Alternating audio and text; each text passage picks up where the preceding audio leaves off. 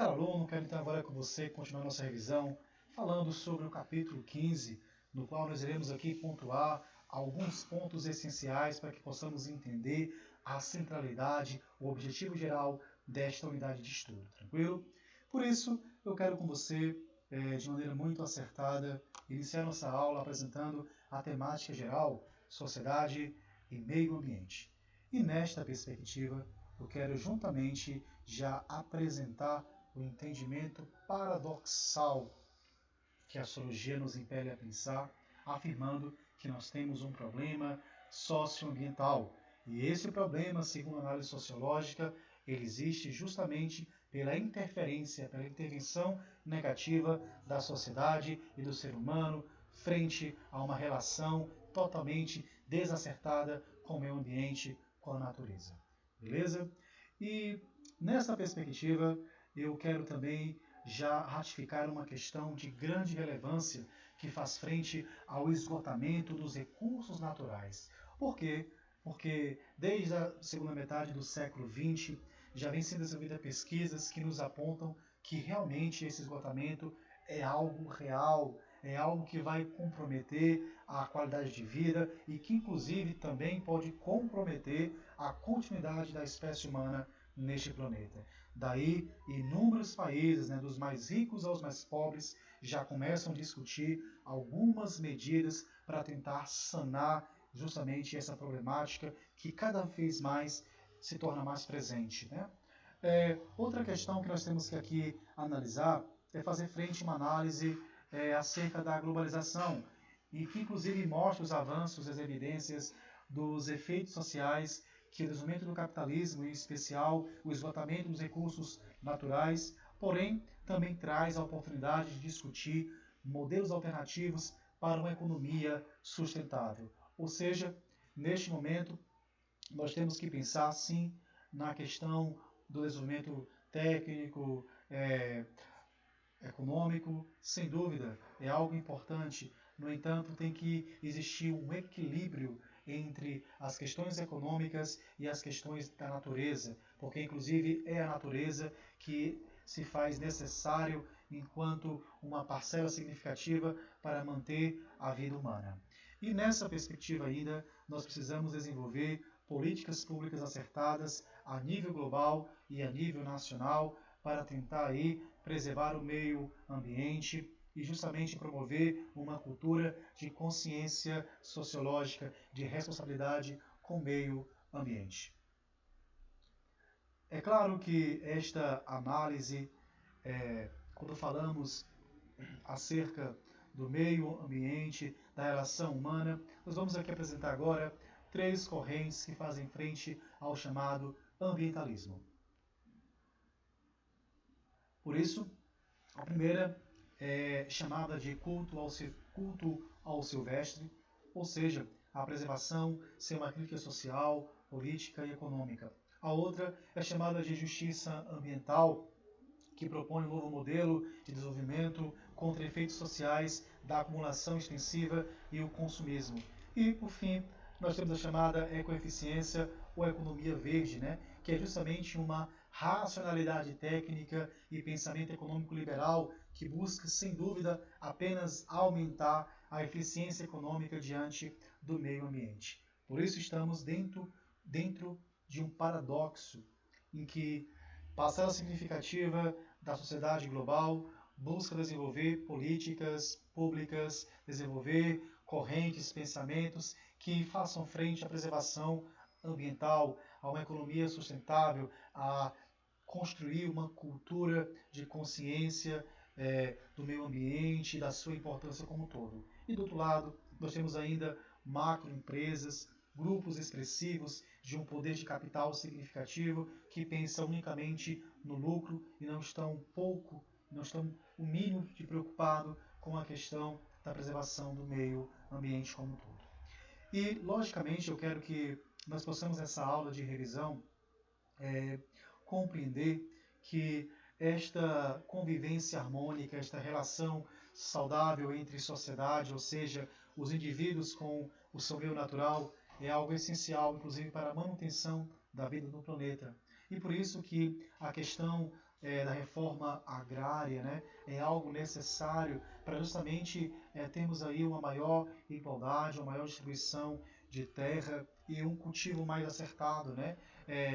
Devemos aí também é, compreender que o objetivo geral da reforma agrária é justamente direcionar as terras produtivas para fins sociais, inclusive aí, né, diminuir a questão da monocultura, que é algo danoso à própria terra, né, à sua própria produtividade, e inclusive também esta concentração de terras nos grandes latifundiários é uma grande promoção, né, que inflama cada vez mais a chamada desigualdade social.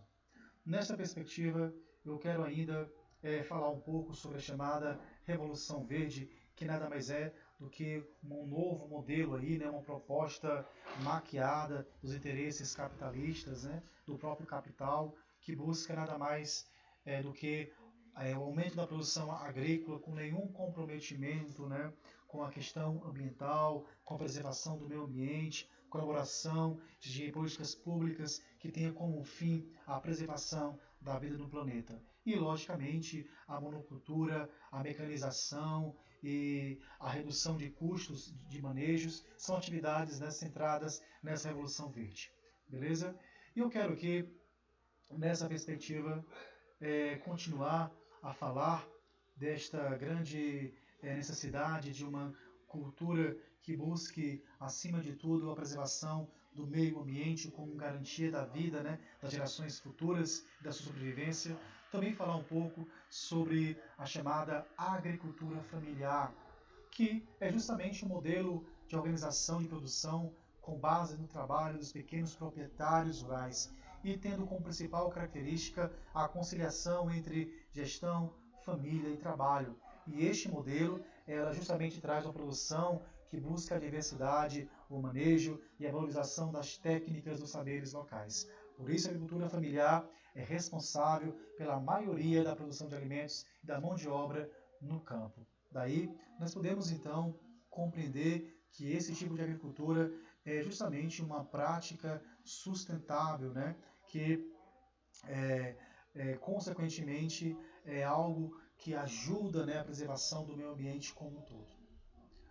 E eu quero, por final, trazer aqui a nível de reflexão que existe hoje, né, não só no nosso país, mas no mundo, conflitos que fazem frente às questões socioambientais, porque existe uma grande injustiça ambiental, também conhecido como racismo ambiental, né, que é algo intimamente ligado, né, e são resultados, logicamente, da exploração desigual aos riscos ambientais das populações minoritárias e vulneráveis, como negros, indígenas, ribeirinhos e quilombolas. Por isso, é muito claro compreender, a priori, que toda essa devastação à natureza, em vista de recursos, né, em vista do ganho da economia, da própria obtenção do capital, logicamente as pessoas que serão as primeiras a sentir esses efeitos são as pessoas mais vulneráveis, são as pessoas mais pobres, tá certo?